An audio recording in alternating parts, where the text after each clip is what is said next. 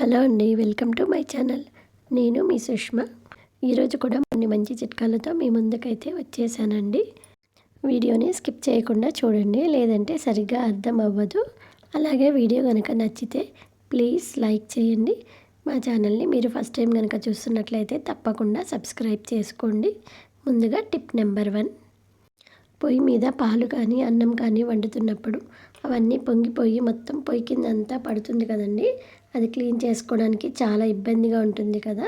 So అలా కాకుండా మనం వంట మొదలు పెట్టే ముందు ఇలాగా బర్నర్ కింద 2 ప్లేట్స్ పెట్టుకున్నాం అనుకోండి, మనకి అది పొంగిపోయినా కూడా కింద ప్లేట్లోనే పడుతుంది కాబట్టి మనకి క్లీన్ చేసుకోవడం కూడా చాలా ఈజీగా ఉంటుందండి. ఈ టిప్ కనుక మీకు నచ్చితే ప్లీజ్ లైక్ చేయండి. నెక్స్ట్ టిప్ నెంబర్ 2, చూడండి, మనం సరుకులు అనేవి తెచ్చుకున్నప్పుడు 3 కేజీలు 5 కేజీలు కొంచెం ఎక్కువ సరుకులు తెచ్చుకున్నప్పుడు ఇలాంటి కవర్స్ అనేవి వస్తూ ఉంటాయి కదండి. దీనిని చక్కగా రీయూస్ చేసుకోవచ్చండి. చూడండి, ఇక్కడ నేను వీడియోలో చూపిస్తున్నట్టుగా ఇలా మనం కట్ చేసుకోవాలన్నమాట. చూసారా, హ్యాండిల్స్ లాగా వచ్చింది. దీనిని మనం ఏదైనా సరుకులు వేసుకొని క్యారీ చేసుకోవడానికి క్యారీ బ్యాగ్ లాగా కూడా యూస్ చేసుకోవచ్చు అనమాట.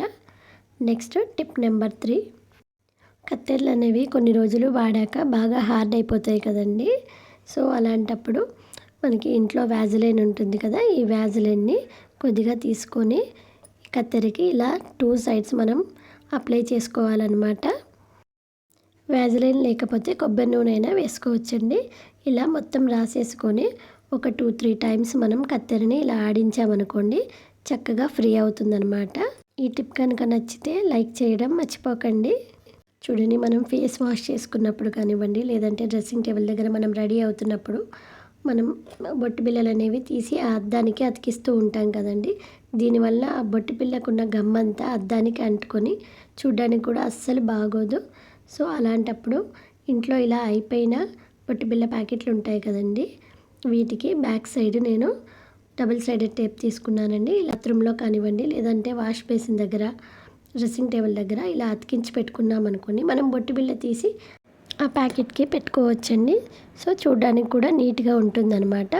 ఈ ఐడియా కనుక మీకు నచ్చితే లైక్ చేయండి. నెక్స్ట్ టిప్ నెంబర్ 5, చూడండి, ఇలాంటి పుల్లల చీపురు వాడినప్పుడు మనం ఇలా ఊడుస్తున్నప్పుడు ఆ పుల్లలు అనేవి చేతికి కుచ్చుకుంటూ ఉంటాయి కదండి.